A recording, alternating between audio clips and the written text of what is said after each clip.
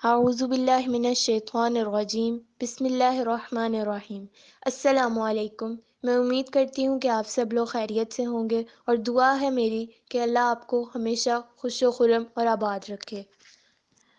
اور اگر ابھی تک آپ نے ہمارا یوٹیوب چینل سبسکرائب نہیں کیا تو ابھی سبسکرائب کے بٹن کو پریس کریں اور اس کے ساتھ موجود بیل آئکن کو بھی دبا دیں۔ تھینک یو سو مچ۔ عورت اور رمضان۔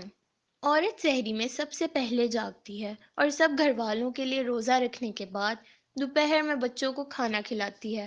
پھر 4 بجے کے بعد سے افطاری تک اپنے خاندان والوں کے لیے افطاری تیار کرنے میں لگ جاتی ہے۔ چاول، پالک، گوشت، چٹنی وغیرہ وغیرہ تیار کرتی ہے، اور ساتھ میں یہ ڈر بھی لگا رہتا ہے کہ پتہ نہیں کیسے پکایا ہوگا۔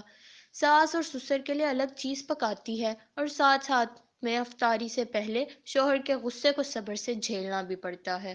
اذان سے پہلے دسترخوان لگانا، تعریف تو دور کی بات، 2 روٹیاں کھانے کے بعد ایک ٹھنڈا گلاس لسی مانگنا اور پھر کہنا کہ نمک کم ہے اور خاص ٹھنڈا نہیں ہے، اور افطاری پوری کی پوری کر لی جناب نے۔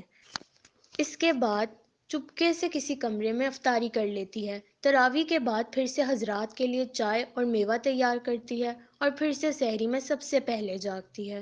اگر خدا نخواستہ نہ جاگی 2 بجے یا سحری لیٹ ہوئی تو سب خاندان کا نزلہ بیچاری عورت پر گرتا ہے سارا دن۔